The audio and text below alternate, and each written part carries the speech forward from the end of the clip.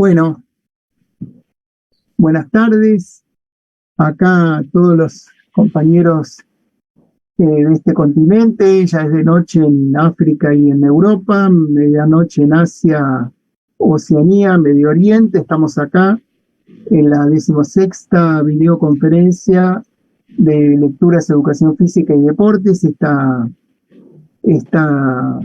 ya ritual, esta costumbre, este ritual que tenemos de convocar a los autores para que todos los conozcan, que vean sus caras, sus gestos, que les comenten su producción, que sepan lo que hacen. Bueno, que es la manera que tenemos de lo que vamos produciendo sea conocido por todos ustedes. Bueno, hoy tenemos un encuentro especial. Le digo, se dio una enorme coincidencia hoy porque tenemos representados 5 países que se dio la casualidad que los 5 clasificamos al Mundial. Así que todos estamos en ese sentido, por lo menos momentáneamente, gratificados y emocionados. Así que en un ratito les iré presentando uno por uno todos los expositores que nos están acompañando. Bueno, para empezar, nuestra producción quizás más visible, ¿no es cierto? En general el trabajo del editor es un trabajo medio relativamente invisible. Muchas veces no se sabe lo que hacemos, pero bueno, el producto final es gran parte responsabilidad nuestra. Pero bueno, lo más visible es la tapa que produjimos. En la tapa de este número volvimos al tema de la problemática de género, que creo que es una temática central hoy que debería abordar el deporte. Si bien el deporte viene abordando esta cuestión, estamos viendo que hay una cantidad hoy de producciones notables, y sobre todo lo que está pasando es que hay un enorme debate, una disputa que se está dando en todos los ámbitos, ya sea en los medios, pero también en el ámbito científico. O sea, evidentemente los cientistas, los investigadores no se ponen de acuerdo en esto que usualmente se llama la ventaja deportiva de los hombres o de los trans. Y lo que estuvimos viendo es que ya hay una cantidad notable de investigadores, investigaciones que están planteando que esta cuestión que lleva el deporte, que tiene el deporte más de 150 años, de la segregación dentro de la línea que nosotros venimos planteando, ya no tendría sentido. O sea, ya pensar esta cuestión habría que revisarla desde otro lugar, y por eso titulamos a esta presentación de etapa el último bastión del patriarcado. O sea, es el único lugar, quizás de la cultura o quizás de los pocos que quedan, donde alguien dice que el hombre es superior a la mujer. Y cuando dice el hombre, dice genéricamente, o sea, todos. O sea, como que todos los hombres son más fuertes, más rápidos, más débiles, lo que amerita que, obviamente, a la hora de repartir los premios del alto rendimiento, las distancias entre uno y otro son siderales. O sea, aparentemente no habría ninguna mujer que podría llegar a disponer de estos recursos como para poder competir de igual a igual. Si uno mira la historia del deporte y no la mira desde un lugar sesgado, va a ver que hay una cantidad de ejemplos donde esto no ocurrió. Nuestra convocatoria es que estamos invitando a todos los estudiosos, a todos los investigadores, no a investigar sobre las diferencias, sino a investigar allí donde es posible establecer similitudes. O sea, donde es posible que podamos compartir y competir dentro de un mismo espacio, y ahí podemos encontrar resultados sorprendentes. Así que bueno, esa es la convocatoria, nuestro llamado, ¿no es cierto? Nuestro punto de vista, que siempre viene acompañado de esta producción de este dibujante extraordinario que es Rodolfo Fusile, un dibujante argentino realmente que ha logrado plasmar en imágenes aquello que nosotros queremos transmitir. Bueno, hecha esta pequeña introducción, vamos a presentar a nuestra primera expositora. Se trata de Ana María Godoy Sánchez, ella es uruguaya, es estudiante de doctorado en educación por la Universidad Internacional Iberoamericana de México, es máster en Economía, Derecho y Gestión Deportivo por la Universidad de Limoges, Francia, es especialista en pedagogía en motricidad nivel 1 y 2, técnico universitario de la IMCA, o sea, la eh, Asociación Cristiana de Jóvenes en Uruguay, es técnico deportivo en natación, trabaja actualmente en el Instituto Universitario de la Asociación Cristiana de Jóvenes, y el trabajo de ella en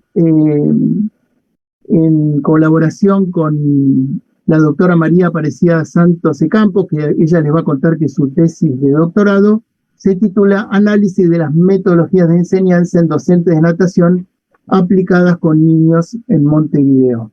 Así que, Ana, te damos la bienvenida y adelante con tu aporte.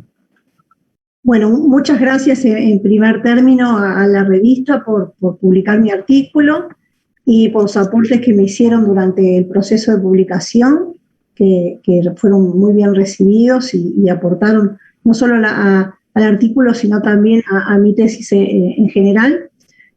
Como bien lo dijo Tulio, este trabajo fue parte de mi tesis doctoral, que todavía está en proceso. Fue un estudio exploratorio que hicimos con el objetivo de determinar qué sucedía en las clases de natación dirigidas a niños y niñas en edades de 12 a 14 años. La idea fue hacer un estudio de qué metodologías eran las más utilizadas, cómo eran usados los estilos de conducción de la enseñanza y cuál era el rol del juego dentro de esas clases. Principalmente esos eran los grandes temas y cómo se vinculaban la aplicación de estos contenidos con lo estudiado en las etapas de formación de la licenciatura en Educación Física, Recreación y Deporte, en los institutos de formación, que en Uruguay hay principalmente dos, que en el momento de empezar la tesis tenían egresados. Hay un tercero que todavía no tenía egresados, por eso no fue parte de este estudio. Y cómo se vinculaba también con las directivas institucionales de las instituciones en las cuales estos profes trabajaban. Fue así que para este estudio se decidieron por dos instituciones, la Asociación Cristiana de Jóvenes y la Secretaría Nacional de Deporte, y se conformó una muestra de 50 docentes de natación que trabajaban con niños y niñas. Se planteó un trabajo exploratorio que pasó por la observación de las clases de estos profesores. Se llevó un registro a través de una lista de contenidos y una lista de frecuencia, donde ahí íbamos registrando, por ejemplo, la metodología utilizada, los estilos de conducción, el uso que se le daba al juego en la clase, si aparecía o no aparecía el juego, aspectos vinculados a la didáctica y también aspectos vinculares. Por otro lado, se analizaron los planes y programas de formación, se hizo una entrevista a los docentes de natación de las cátedras de los institutos ISEF y Instituto Universitario de la Asociación Cristiana de Jóvenes. Y por otro lado, se analizaron esas guías metodológicas que tenían estas dos instituciones, donde se le daba orientaciones a los profes de cómo deberían dar sus clases en referencia a las metodologías de enseñanza. Después de meses de trabajo y de observación de clase y de analizar todos estos aspectos, determinamos, primero me gustaría aclarar que todos los profes que fueron parte de este estudio son idóneos en natación, dan buenas clases, son buenos profesionales, con muy buenos vínculos con los niños, o sea que estaban calificados para dar la clase, pero aún así decidían o se sentían más cómodos enseñando la natación a través de metodologías tradicionales, estilos de enseñanza de corte reproductivo y con la aplicación principalmente del ejercicio en sus clases. Entonces nosotros cuando bajábamos esta línea de orientación metodológica, veíamos que estos profesores dejaban de lado los estilos de enseñanza, como puede ser la enseñanza recíproca, el descubrimiento guiado, la resolución de problemas, estilos de conducción más participativos que tienen más que ver con, bueno, la etapa de formación y desarrollo del niño. Entonces ahí, bueno, lo que vimos que había una dicotomía entre lo que se estudiaba en los institutos de formación, donde se da un abanico de posibilidades en cuanto a metodologías de trabajo, estilo de conducción y vincular el juego al proceso de enseñanza de la natación del niño.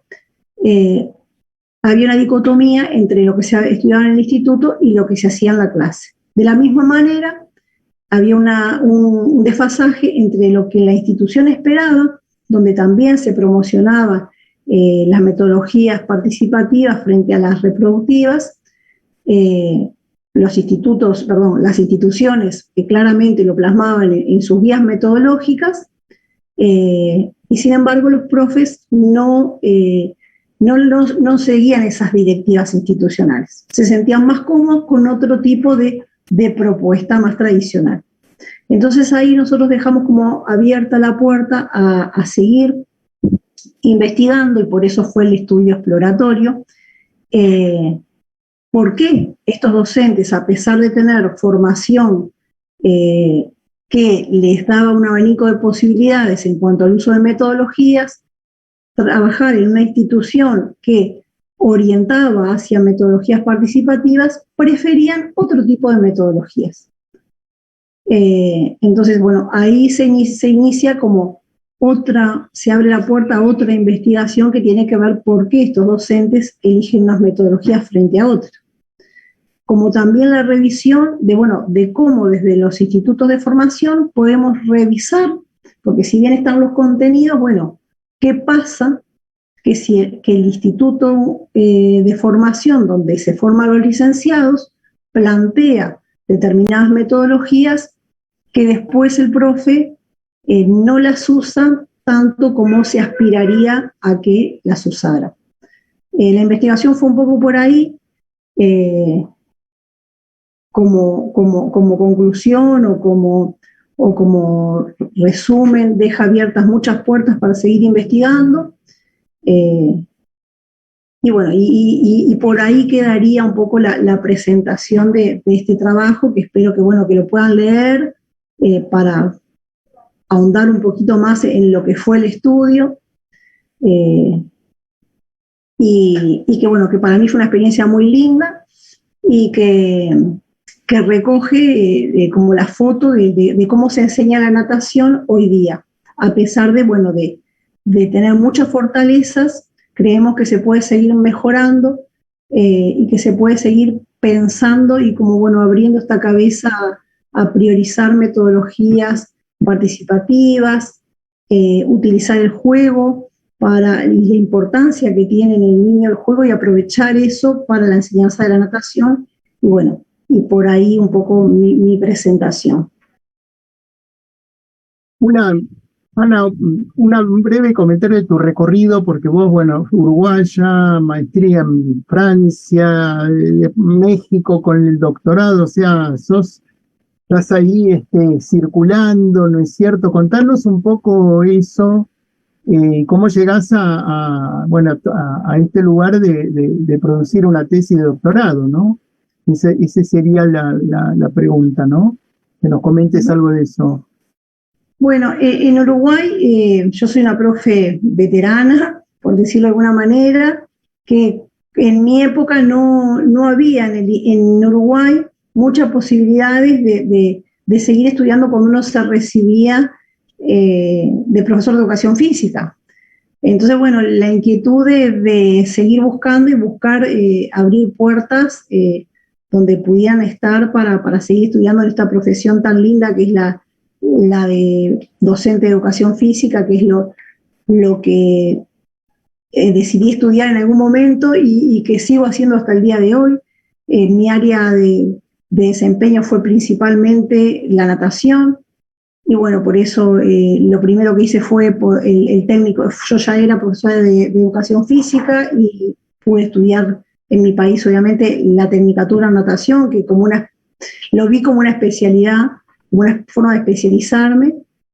Y después la oportunidad de un vínculo que tuvo la Universidad de la República con la Universidad de Limoges, y ahí surgió una posibilidad de maestría. Y después a través de FUNIVER, que es una organización que abre puertas para que los que no tenemos en nuestros países la posibilidad de acceder a un doctorado, en mi caso educación física, podamos, bueno, tender redes y buscar hacerlo en otros países, y la verdad que fue una experiencia muy linda, la que estoy muy agradecida a mi tutora por cómo me ayudó y me orientó en mi tesis, pero también muy contenta de haber optado, ¿no?, por este camino desde Uruguay poder tender un puente con una Universidad de México y poder hacer ese doctorado desde acá, a pesar de que la universidad está muy lejos, y la verdad que fue una experiencia muy linda.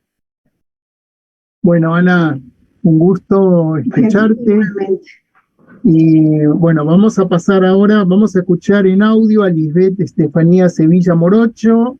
Ella escribió un artículo titulado Uso de la gamificación durante una clase de educación física en pandemia. Lisbeth es máster universitaria en educación inclusiva e intercultural, licenciada en ciencia de la actividad física, deportes y recreación, y tiene otros estudios también, y es egresada de la Universidad de las Fuerzas Armadas en Ecuador. Así que vamos a escuchar en audio a Lisbeth Estefanía El presente artículo denominado Uso de la gamificación durante una clase de educación física en pandemia. Si bien es cierto, la gamificación juega un papel muy importante al momento de brindar un proceso de enseñanza-aprendizaje significativo, nuevo e integrador, ya que busca que el estudiante sea el protagonista de su educación. Durante la pandemia, nosotros como docentes nos vimos en la necesidad de utilizar herramientas, metodologías y aplicaciones que permitan llevar esa presencialidad de manera habitual. Es por eso que el presente artículo les brinda a ustedes estos juegos virtuales que permiten involucrar una clase motivadora, una clase de interrelación entre el docente y el estudiante, no solo en la materia de educación física, sino también en aquellas asignaturas que deseen brindar una pausa activa, ya que encontramos diferentes tipos de juegos con temáticas como de memoria, juegos de velocidad. Tenemos juegos interactivos, juegos de mesa, que va a permitir a nosotros generar ese ambiente significativo, ese ambiente virtual que como docentes estamos buscando. Es por ello que se utilizó herramientas como Geniali, Puzzle, Trivial para desarrollar este tipo de juegos. Si bien es cierto, la educación física se ha visto cuestionada en cuanto a las horas a impartir, sin embargo, nosotros como docentes tenemos que estar preparados para cualquier eventualidad que se nos presente, sea de manera presencial o virtual. Es por ello que pongo a su disposición la siguiente frase que dice: educar no es un juego, pero se aprende jugando. Y la gamificación durante el proceso de enseñanza-aprendizaje va a permitir que nosotros busquemos esa parte lúdica del alumno, que pueda aprender de manera integral, que nosotros brindemos aquel aprendizaje significativo, y más que nada que como docentes sigamos preparándonos, sigamos capacitándonos a través de aquellas herramientas, a través de estos artículos que nos brinda la revista, para poder nosotros afrontar las eventualidades del siglo XXI, y más que nada poder transformar esa educación tradicional que hemos venido gestionando y poder brindar una educación nueva, una educación significativa e integral, que permita que el estudiante permita que el estudiante sea el protagonista de su educación. Muchas gracias. Bueno, gracias Lisbeth por el aporte, y ahora vamos a escuchar a nuestra próxima expositora, que es la doctora Sonia María Márquez Gómez Bertolini. Ella publicó junto con otros autores el artículo Cualidades de vida en los contextos idosos activos, no activos no mercado de trabajo, estudio no municipio de Sinop. Esto es bueno, ahora les digo una región, Mato Grosso. Es graduada en fisioterapia de la Facultad de Educación Física de Lins, en Sao Paulo, doctora en Ciencias Morfofuncionais de la Universidad de Sao Paulo, professora do programa de pós-graduação Stricto Sensu da Universidade Cesumar Maringá, en Paraná, justamente la universidad donde ella trabaja. Bienvenida, Sonia, y adelante con tu presentación. Un gusto escucharte. Olá, boa tarde a todos. Este artigo, Qualidade de Vida no Contexto dos Idosos Ativos e Não Ativos no Mercado de Trabalho, é parte da dissertação de mestrado em Promoção da Saúde do fisioterapeuta Tiago Costa Rodrigues, que foi orientado por mim, professora Sônia Bertolini, e coordenado pela professora Elimiti Massuda. Bem, foram 4 fatores principais que nos motivaram a realizar este estudo. Primeiro, o aumento da população idosa, que é um fenômeno mundial.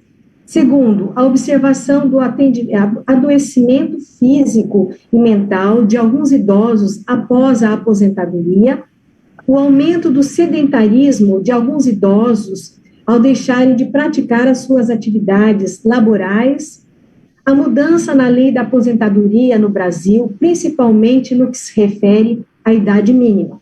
Então, sendo assim, nós realizamos este estudo que teve como principal objetivo comparar a qualidade de vida entre idosos ativos idosos não ativos economicamente no mercado de trabalho. Então, vale destacar que, de acordo com a Organização Mundial da Saúde, qualidade de vida é a percepção do indivíduo de sua inserção na vida, no contexto da cultura e sistemas de valores nos quais ele vive em relação aos seus objetivos, expectativas, padrões e preocupações. Envolve também o bem-estar espiritual, físico, mental, psicológico e emocional, além de relacionamentos sociais, como a família e amigos, e também saúde, educação, habitação, saneamento básico e outras circunstâncias da vida. Então, foi realizado um estudo de abordagem quantitativa, do tipo transversal, observacional e analítico. O estudo ele contou com a participação de 348 idosos de ambos os sexos, cadastrados e frequentadores de 17 unidades básicas de saúde do município de Sinop, em Mato Grosso. Sinop conta com aproximadamente 133 mil habitantes e destes, 8 mil são idosos. Foram utilizados para a coleta de dados 5 instrumentos. O primeiro instrumento foi o MEM, Mini Exame do Estado Mental, que foi utilizado como um dos critérios de exclusão. Na sequência, foi aplicado o questionário sociodemográfico para a caracterização da nossa amostra. E o terceiro e quarto instrumentos foram específicos para avaliação da qualidade de vida dos idosos. Nós utilizamos instrumentos propostos pela Organização Mundial da Saúde, o RUCOL-BREV e o RUCOL-OLD. O RUCOL-OLD é específico para a população idosa. O quinto instrumento foi o Questionário Internacional de Atividade Física, conhecido também como IPAC. Então, após a coleta dos dados, nós obtivemos os seguintes resultados. Em relação à caracterização da amostra, houve um equilíbrio em relação ao sexo. A maioria encontrava-se na faixa etária entre 60 e 70 anos de idade, a maioria era analfabeta ou tinha ensino fundamental incompleto. Era aposentada, a maioria recebia em torno de 1 a 2 salários mínimos e também vivia com companhia. Em relação à avaliação da qualidade de vida, quando aplicamos o RUCOL-BREF, o grupo de idosos ativos economicamente no mercado de trabalho apresentou maior pontuação nos domínios físico e psicológico, ou seja, melhores resultados, com diferenças estatisticamente significativas. Lembrando que o domínio físico avalia principalmente questões relacionadas à dor, cansaço, energia, qualidade do sono, uso de medicamentos e também a realização de tratamentos. Já o domínio psicológico avalia principalmente a autoestima, a concentração, a memória e pensamentos positivos e negativos, além da espiritualidade. Quando aplicamos o RUCOL-OLD, observamos melhores pontuações ou scores nos domínios do grupo ativo, apesar da diferença estatisticamente significativa ter sido encontrada apenas no domínio habilidades sensoriais relacionadas aos órgãos do sentido, como visão, audição, gustação e olfato. Quanto aos resultados do IPAC, não houve diferença estatisticamente significativa entre o nível de atividade física entre os grupos, sendo ambos os grupos classificados como idosos sedentários. Então, conclui-se com esses resultados que os idosos ativos economicamente no mercado de trabalho apresentaram melhor qualidade de vida, pois obtiveram maiores scores médios na maioria dos domínios do RUCOL breve e as facetas do RUCOL-OLD. Apesar de comprovarmos a nossa hipótese com esse estudo, novos estudos com idosos da população em geral devem ser realizados, pois devido à pandemia da Covid-19, foi possível coletarmos apenas dados dos idosos cadastrados nas unidades básicas de saúde. Obrigada pela atenção. Sonia, gracias por tu aporte. Me queda que hay alguna cuestión, ¿no es cierto?, que hace ruido, y creo que hay que seguir investigando, que uno en general hablas de personas mayores que trabajan o no trabajan. Yo creo que no solo es trabajar o no trabajar, sino también el tipo de trabajo, cuál es o trabajo que están realizando. Debe haber trabajos que deben ser más menos complicados para una persona, para un idoso. Así que creo que también por ahí habría que pensar esta cuestión, ¿no?, de las personas mayores trabajando, ¿no? No sé si lo tenés en cuenta, o creo que es algo también que se puede empezar a abordar, ¿no? Sim, em relação ao tipo de trabalho, também acreditamos que novos estudos devem ser realizados. E Sinop é uma cidade de porte médio, né? Então, nós acreditamos que estudos em diferentes regiões do país, com diferentes atividades laborais, profissionais, devem ser realizados. Nós observamos, né, que idosos que, quando param suas atividades laborais, alguns estão adoecendo, porém, existe uma carga de trabalho também intensa para aqueles idosos que continuam suas atividades, não tendo, muitas vezes, tempo para cuidar da sua saúde, para ter uma qualidade de vida melhor. E, com isso, nós colocamos em xeque a promoção da saúde. Bueno, Sonia, te agradezco. Un gusto para mí haberte conocido, por lo menos ahí personalmente casi, por lo menos nos vimos las caras, nos escuchamos, que hace muchos años que estamos compartiendo. Así Sim, foi um prazer todo meu. Así que obrigado, muy obrigado. Gracias.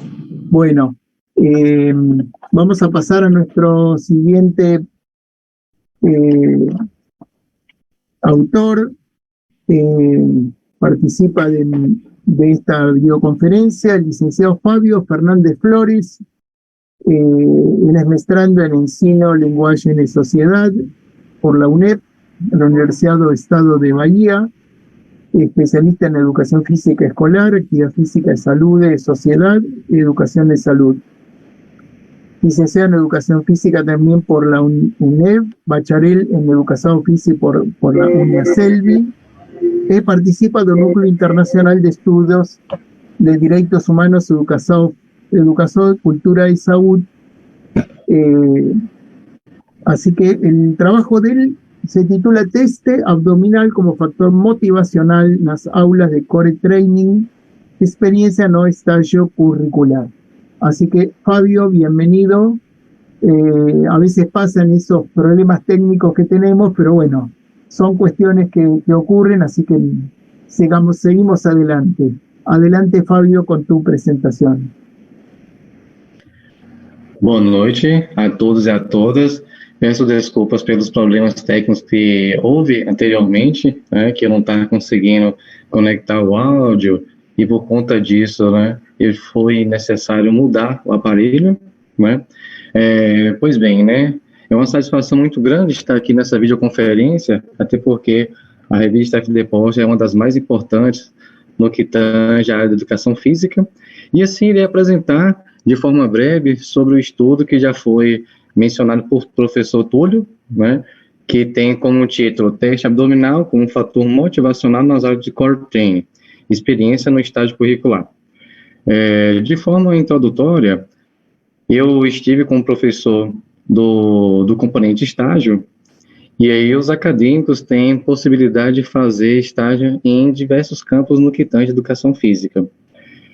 E neste estudo foi realizado o estágio de Ângelo, mais a acadêmica Elisandra, numa academia de ginástica, com aulas coletivas de core training, que basicamente é o complexo da parte abdominal, da parte glútea, da parte paravertebrais, da parte das musculaturas do coxo femoral, e eles tiveram interesse de fazer o estágio com esse tipo de aula. E, sendo assim, qual foi o objetivo deste estudo que está relacionado com o estágio?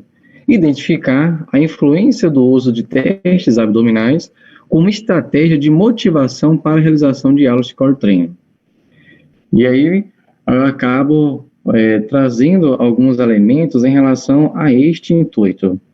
A motivação, ela acaba sendo um dos elementos fundamentais para a assiduidade, bem como a adesão para os praticantes de atividade física. Se, porventura, soubermos quais são aqueles elementos que favorecem para que a pessoa fique fisicamente ativa, ela acaba agregando muito valor para o nosso âmbito, no caso, as intervenções com a educação física. Sendo assim, foi utilizado como mecanismo os testes abdominais. Cabe destacar que é um relato de experiência que foi fundamentado prioritariamente por Múcio e Flores Almeida, 2021, e que, na coleta dos dados, foi utilizado roteiro de observação, qualitativa, ficha de avaliação, diário de bordo e a roda de conversa.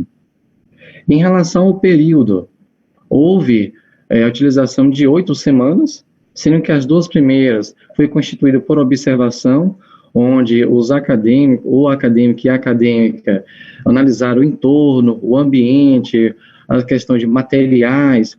Já as 6 semanas posteriores ficaram referentes à intervenção, onde destas 6 semanas, a primeira ficou para fazer a avaliação, que foram anamneses coletivas, e os testes abdominais, que no caso foram 7, que estão ilustrados, bem como descritos no próprio texto.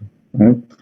As 4 semanas posteriores aconteceram as aulas, que foram ministradas pelos dois, pela acadêmica e pelo acadêmico, onde em cada semana havia uma ênfase muscular em determinada região, sendo que a ênfase era justamente o core training, né? A região do core. E como era dividido essa aula? Tinha 5 minutos, que era para poder explanar a respeito da própria aula, 15 minutos de preparação, onde envolvia o alongamento dinâmico, mobilidade articular, estabilização do core. Os 30 minutos posteriores, que é a parte específica, consistia na realização dos exercícios, onde acontecia 30 segundos de atividade e depois 30 segundos de descanso. No caso, descanso passivo, ou seja, aguardava para poder começar a nova série. E, por fim, tinha 10 minutos, que era a parte final, que era composto pelo relaxamento, bem como uma roda de conversa, que também servia como avaliação do que estava acontecendo. Durante essa trajetória do estágio, algumas pessoas também participaram da atividade. No entanto, para poder integrar realmente as informações desses estudos, a pessoa teria que fazer parte de todas as etapas. Quais eram elas? A primeira, a avaliação diagnóstica, que era tanto a parte da anamnese coletiva, bem como os testes abdominais, que eram 7. Está realmente assíduo durante a intervenção, bem como a última parte, que é tanto também uma avaliação geral, que foi mediante a uma roda de conversa, bem como a realização dos 7 exercícios, né, de teste abdominal. Cabe mencionar que esse teste abdominal foi segundo Fernandes Filho, do livro Avaliação Física. E em relação aos resultados, né, de forma sintética, eu acabo enumerando 6. O primeiro, né, no decorrer do estágio, foi relatado pelos participantes a importância dos testes, né, para que acontecesse tanto a assiduidade nas aulas, né, bem como aquele prazer durante as atividades. Os efeitos das variações dos exercícios possibilitaram a aprendizagem de outros exercícios, né. Houve relato também de ausência de dor.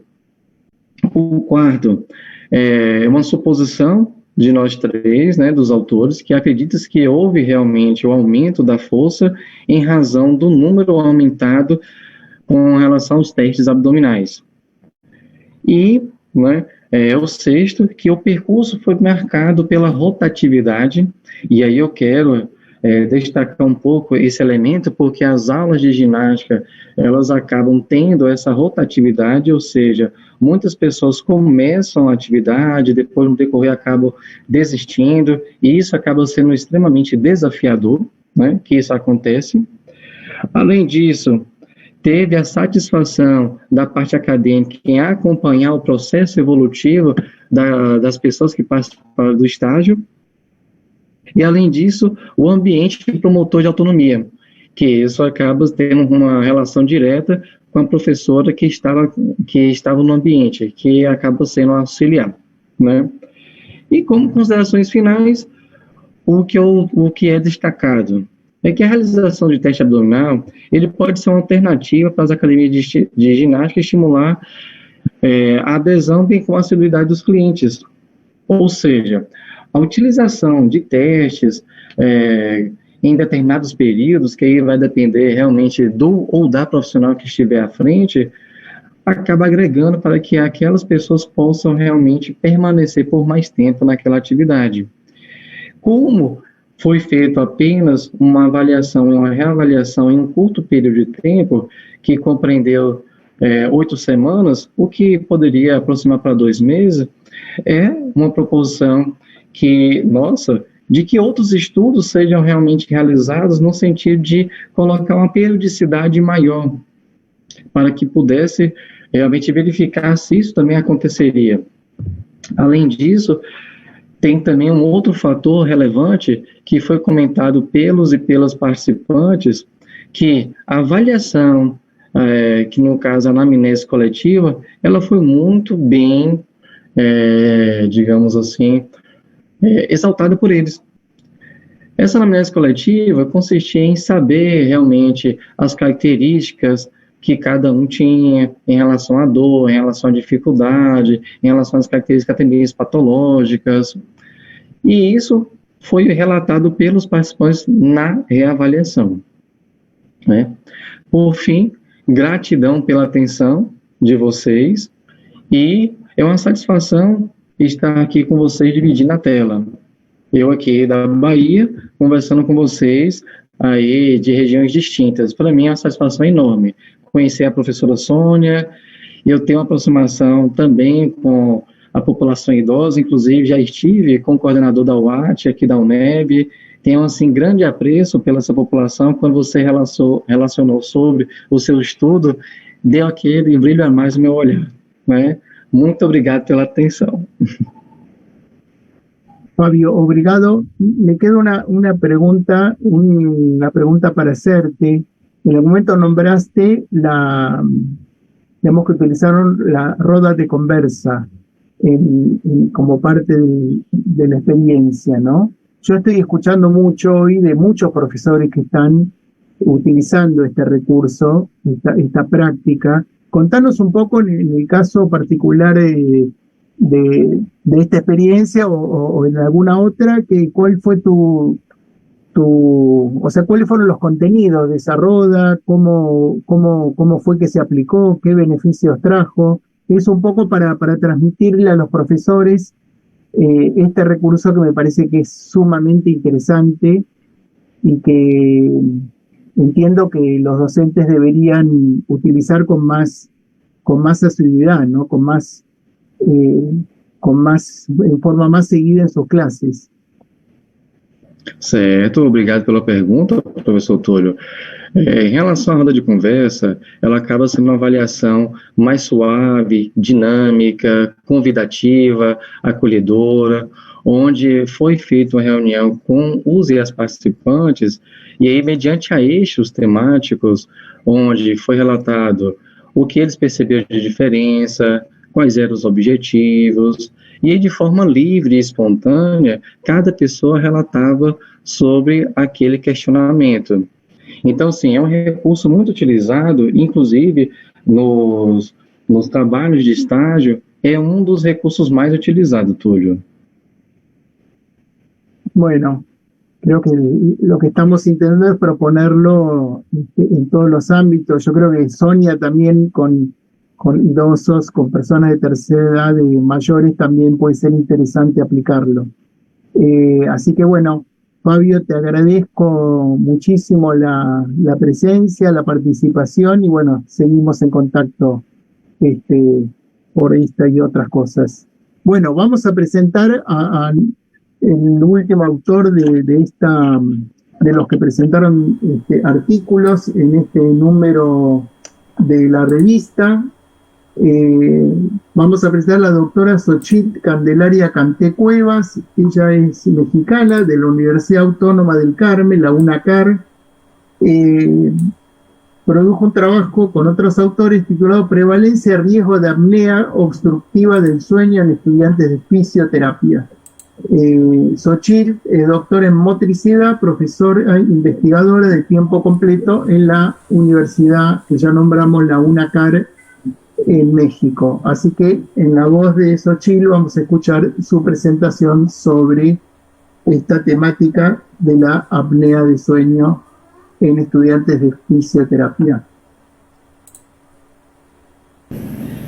Hola a todos, es un gusto saludarles, doctor Tulio, en especial a usted, pero también a los colegas del área de la salud y a los profesionales del área de educación física. Espero ser muy breve, muy concreta en estos minutos que me permiten compartirles este trabajo que es pues motivo, ¿no?, de esta videoconferencia en conjunto con los demás compañeros que han publicado en esta última edición. Espero ser muy breve. Y de una forma muy coloquial les comparto que esta investigación nace a partir de una línea de generación del conocimiento que tiene el cuerpo académico, en el cual colaboro y que está vinculada con salud y rehabilitación en diferentes grupos etarios, pues siendo uno de ellos los estudiantes de pregrado y específicamente los estudiantes en fisioterapia. Antes de la pandemia, en nuestra facultad se realizaba un estudio diagnóstico para conocer el perfil de salud de los estudiantes inscritos. Es una realidad que el SARS-CoV sigue vigente como pandemia, ahora como endemia, pero pues la pandemia de la obesidad en el siglo XXI también sigue vigente. Y todo lo que nosotros formamos como institución o facultad de ciencias de la salud para formar profesionales que atiendan las problemáticas en esta área, pues sin lugar a dudas es una responsabilidad que recae directamente. Es así como en cada ciclo escolar que recibimos estudiantes detectamos casos de obesidad y de sobrepeso y tenemos que desarrollar estrategias, diferentes mecanismos de intervención que nos permitan abatir o contribuir a disminuir estas frecuencias presentes en población que se va a dedicar a atender estas situaciones de salud. Y sin embargo, cuando el aula real y el contacto cara a cara se perdió por las restricciones que en materia de salud se impuso en el orden mundial, pues con el afán de contener la propagación del virus teníamos que continuar describiendo esta variable. Por la pandemia el contacto cara a cara pues se trasladó a un contexto virtual y es ahí en donde notamos y los tutores, ahí recayó que los estudiantes notábamos que su trayectoria escolar ya no era tan lineal, sino que ya estaba presentando hasta esbozos de deserción por bajas temporales. ¿Y qué es lo que acontecía o qué era lo que referían? Básicamente no solo problemas en la conectividad, problemas económicos, problemas de salud, y en esos problemas de salud la falta del sueño conciliador, que así lo referían, estaba también presente. Y es ahí en donde como investigadores y con esta línea empezamos a notar que la prevalencia de SAO se incrementa en sincronía con obesidad. Y por eso aplicamos el cuestionario Berlin para detectar el riesgo en este subgrupo de estudiantes. En este caso, el síndrome de apnea obstructiva del sueño pues se caracteriza porque básicamente lo que la apnea hace es hacer que la respiración se corte, y la hipoapnea producir una desaturación de oxígeno. ¿Y esto qué va a generar? Pues conllevar una fragmentación del sueño y, en resumen, a no tener un sueño no reparador. Y toda persona que tiene un sueño no reparador va a tener consecuencias, no solo en cualquier área de su vida, y por supuesto en los estudiantes en su desempeño académico. De ahí la importancia de estudiarlo, de detectar si estaba presente en este subgrupo de estudiantes ya detectados con obesidad y con sobrepeso, para diseñar estrategias o medidas que permitan mitigar el impacto sobre todo el que está relacionado con la trayectoria escolar. Así detectamos que en el 33,05% de estudiantes de fisioterapia se encontraba presente el síndrome de apnea o el factor de riesgo para el síndrome de apnea obstructiva del sueño, siendo el ronquido la variable más frecuente que se presentó tanto en varones como en mujeres. Y aunque en una menor cantidad, datos como hipertensión arterial en este grupo poblacional fueron bajos. De todas formas, todas estas variables descritas y que ustedes puedan encontrar en el estudio, pues nos atañe seguir con el proceso de obtención de datos un poquito más finos, obviamente atendiendo metodologías un poquito más estrictas para poder realizar conclusiones más exactas. Sin embargo, como estudio descriptivo, esperamos que esta investigación pueda contribuir a otras más, no solo para este grupo de edad, sino también para edades escolares. Esperando que tengan el tiempo para poder leer completo el estudio, me despido y les envío un cordial saludo a cada uno de ustedes desde el sur de México, en la isla de Ciudad del Carmen, Campeche. Saludos. Bueno, Xochitl, gracias por tu aporte, muy claro, un gusto escucharte. Y vamos a pasar ahora a un momento que es un momento para nosotros de recuerdo, de homenaje, de todas las palabras que uno dice y siente en la pérdida de un amigo.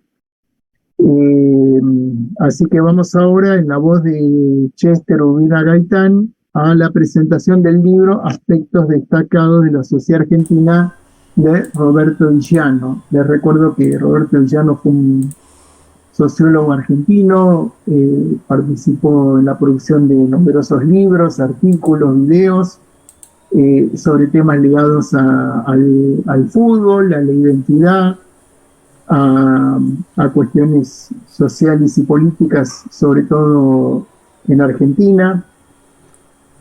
Y este es el libro póstumo de él, publicado por la editorial Leviatán, de acá de Buenos Aires, y la presentación va a estar a cargo de Chester Urbina Gaitán, como dije recién. Él es licenciado en Historia por la Universidad de Costa Rica, máster en Ciencias Sociales por Flaxo, máster en Sociología por la Universidad de Costa Rica, docente en la Universidad de Costa Rica, Universidad Nacional, Universidad Técnica Nacional y Universidad Estatal a Distancia. Es autor de varios libros y un sinnúmero de artículos sobre el deporte en México, en Cuba y Centroamérica. y obtuvo el Premio Nacional de Literatura en Costa Rica en el 2020 en la categoría ensayo por su obra Mujer, Deporte y Nación en Costa Rica, 1888-2015. Así que bueno, es un gusto, un placer, pero también una enorme emoción, una terrible nostalgia escuchar hablar a Chester sobre el libro de Roberto de Llano. Adelante con el audio de Chester.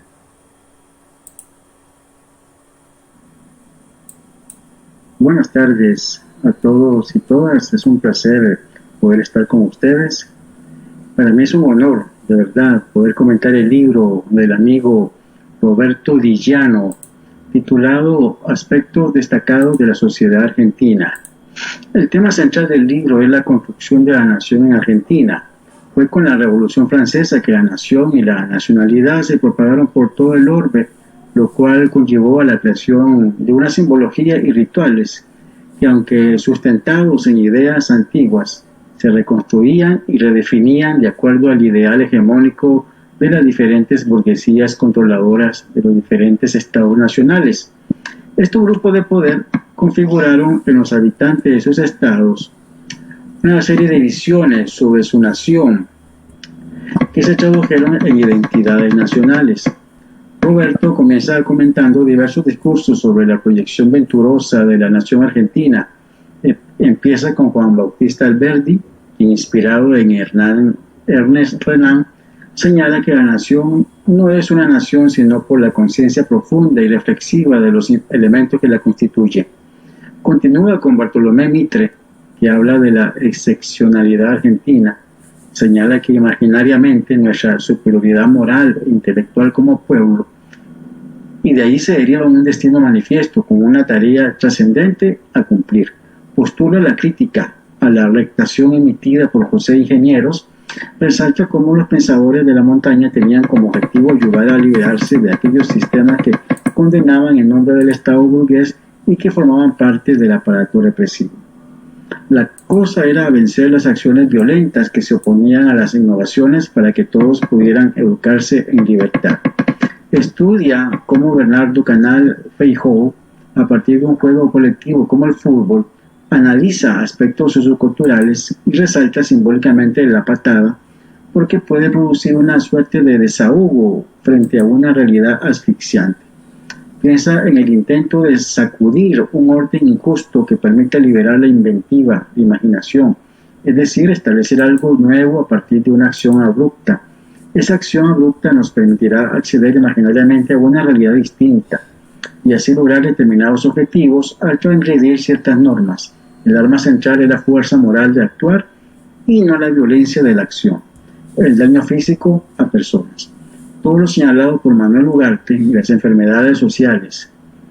Ugarte considera la costumbre como la más peligrosa de las enfermedades sociales, ya que inexorablemente nos impide ver a otros ricos aspectos de la realidad. Para tener iniciativa hay que transponer las costumbres.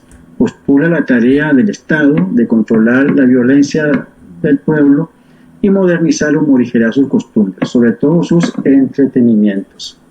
Para Eduardo Waldi, satisfacer las necesidades de un individuo que vive en Buenos Aires se necesita abundante dinero. Resalta los puntos débiles de las costumbres argentinas, donde la mayoría de las personas sujeta a cálculo desea un buen acomodo.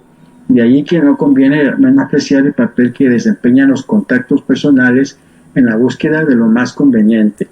Por otra parte, el médico alienista argentino José María Ramos Mejía postula que las élites tienen a su favor medios de prensa poderosos, donde el lector se muestra por lo general poco exigente. En dichos medios se generan conceptos sin la profundidad psicológica necesaria que nos permita madurar como sociedad, y así se ayuda a fabricar un tipo de persona que se difuma en la masa y responde a las sugestiones colectivas o al contagio imitativo. Afirma Ingenieros que el hombre mediocre falsea, simula una imagen, a diferencia de los que se apartan un poco de la sociedad, toman distancia para encontrarse con su soledad y sellar la singularidad que son capaces de forjar. se puede concluir diciendo que sí hay tradiciones que siguen vivas, es porque se han modificado a lo largo de los años, que es necesario despojarse de las anteojeras y hacer un esfuerzo por construir una modernidad propia vista desde adentro, ligada a un desarrollo sociocultural que asuma todas las complejidades del lugar. Sobre la democracia, Roberto puntualiza que pese a que las élites modernas viven hermanando el poder con la corrupción y someten a dicho grupo de impotentes a diversos niveles de degradación, estos siguen creyendo en las reglas del juego impuestas por lo más poderoso de la sociedad. Aunque no resultan favorecidos, igualmente insisten y depositan nuevas esperanzas de mejoras en un futuro incierto. Lo concreto es que este grupo es demasiado vulnerable y así es fácilmente manipulable, con promesas que los dirigentes políticos y económicos de todo pelaje le proponen. Estos que se proponen como dirigentes son los mismos que fomentan la ilusión de la participación y neutralizan la posibilidad de que se puedan tejer entre ellos lazos fraternales, formas nuevas de convivencia más favorables, alejadas de las recetas oficiales que retomen y renueven mitos y nociones que hagan posible la búsqueda de una alternativa plausible. En este sentido, el gran desafío de la democracia argentina es, por un lado, incluir la idea de la igualdad como fundamento de la comunidad y, por otro lado, dar espacio político a la diferencia, sin limitarle su particularidad.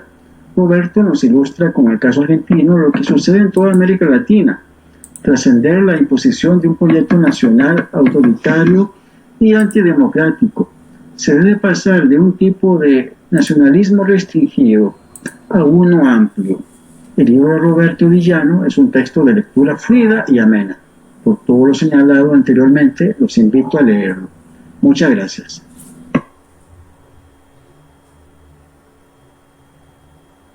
Bueno, Chester, realmente fascinante tu lectura de Roberto. Tendría que estar él acá para que sigamos discutiendo ciertos temas. Pero una pregunta te hago, de todo lo que vos sos un estudioso de la realidad en Centroamérica, y obviamente imagino lees sobre en general sobre el sur de América. ¿Qué elementos comunes encontraste en lo que plantea Roberto Villano y lo que pasa en el resto de los países? Sí, como te decía, Tulio, pues para mí fue un honor poder conocer a Roberto. Básicamente fue en el año 1997 cuando el doctor Hugo Biagini estuvo aquí en Costa Rica dando una serie de conferencias, y a través de él fue que pudimos hacer el contacto contigo y con Roberto, y él nos habló aquí en Costa Rica del proyecto, ¿verdad?, de la revista, y tuvimos una gran amistad, ¿no? Muy fuerte, y lamentablemente pues ya no está con nosotros, pero su obra digamos que nos revela el proceso de construcción de las naciones en América Latina, ¿no? Uno podría cambiar nombres en vez de, por ejemplo, Alberti, cambiarlo aquí por Cleto González Víquez en Costa Rica, por ejemplo, o Manuel Hernández Martínez en El Salvador, y uno encuentra que es el mismo modelo para armar, ¿verdad? Claro, algunos lo arman a través de la educación, del consenso, y otros lo armaron en Centroamérica a través de la represión y la violencia, ¿no? Esas fueron las dos sendas que se escogieron en Centroamérica, ¿no?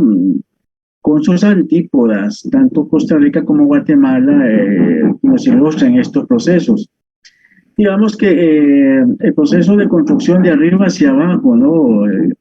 Que conlleva la utilización de aparatos ideológicos del Estado, como la educación, los medios de comunicación públicos, ¿no? Que nos transmiten esa visión de nación, esa identidad nacional, ¿no? Muchas veces mitificada a través de simbologías nacionales, de héroes, de arquetipos, de rituales, ¿no? Y como decía Roberto, a través del fútbol, ¿no? Que se ha vuelto tal vez uno de los pocos elementos de representación nacional muy importantes en la región. Eso por un lado, ¿verdad? Pero también está la cuestión digamos que esa idea de nación no es totalmente absorbida 100% por todos los sectores sociales, sino que, digamos, los sectores populares pueden matizar, pueden mediatizar, o incluso rechazar, como en el caso de los pueblos indígenas centroamericanos, ese proyecto ladino, ese proyecto blanco, ¿no? Donde no son representados y siguen manteniendo la violencia, el vejamen, ¿cómo se llama? El ultraje contra el patrimonio cultural de estos sectores. Y es decir, yo creo que debemos de pasar de ese nacionalismo homogeneizador, ¿no? Yo creo que a un proyecto de nación donde se incluya la inclusividad, el respeto, la tolerancia al otro, el respeto al otro como la base de un proyecto de nación más abierto, ¿no? Donde diferentes comunidades, ya sea de género, ya sea de edad, etcétera, ¿no? Tengan representación efectiva en ese proyecto de nación, ¿no? Y por otro lado, Roberto toca el tema de la democracia, tan manoseado, sobre todo aquí en Costa Rica, ¿verdad? Tan manoseado en el sentido de que cuando se comienzan a hacer medidas que afecten a los sectores de la burguesía, de la élite reacciona, ¿verdad? Manando todos sus cancerberos ideológicos a través de los medios de comunicación que ellos manejan, ¿no? Con el fin de desinformar y hacer que los sectores populares cometan errores en contra de sí mismos. ¿Ves? Entonces me parece que el libro de Roberto tiene una vigencia hoy por hoy clave, muy importante, digna de ser leída en todo el continente, ¿no? Como te decía, lo que él nos ilustra con nombres de intelectuales, de higienistas, de médicos, de políticos argentinos, lo podemos perfectamente llevar a otras latitudes. Bueno, Chester, enorme agradecimiento por tu aporte, tus palabras y el contenido de lo que has dicho. Estoy convencido que va a resonar por todas estas tierras. Ojalá que sea así, ¿no? Así que, bueno, un gusto que nos encontremos aún en un recuerdo, ¿no? De una persona que fue tan valiosa para todos nosotros. Bueno, yo por mi parte cerraría, les agradezco a todos la presencia, la verdad que es un gusto estos encuentros, es una mezcla de aprender cosas, compartir y de descubrir, de descubrirnos. No es lo mismo recibir archivos que verse las caras, que escucharse, verse los gestos. Así que bueno, muy agradecido de estos momentos y de que podamos estar compartiendo en estos tiempos. Así que bueno, si quieren ir cerrando, hacemos una roda de cierre. Queda en ustedes quien quiere ir cerrando. Bueno, yo que fui la primera en abrir, capaz que soy la primera también en cerrar. Felicitaciones a todos por las presentaciones, agradecer nuevamente a la revista y a cada uno de ustedes por este tiempo dedicado y este ratito para compartir sus saberes y para compartir sus experiencias. Así que bueno, ojalá que podamos volver a encontrarnos y construir cosas juntos.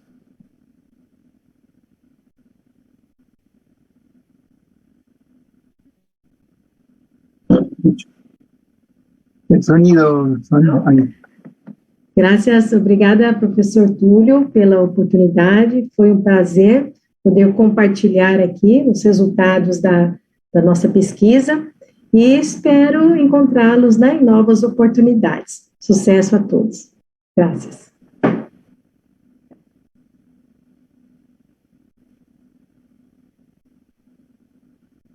Pessoal, né, gratidão por partilharem conhecimento, né, foi uma satisfação muito grande conhecê-los e conhecê-las, né, muito importante nesse cenário de pesquisa, estar com pessoas assim, tão engajadas nesse âmbito, e deixo um grande abraço para cada um de vocês.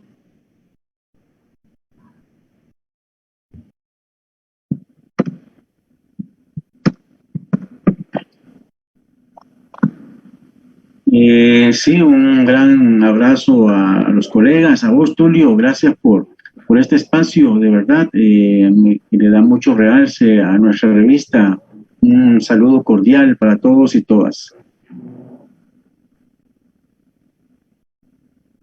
Bueno, vamos a ir cerrando, nuevamente agradecerles.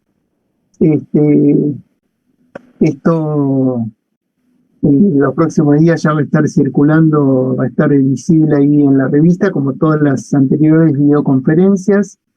Así que bueno, esperemos seguir adelante con el trabajo.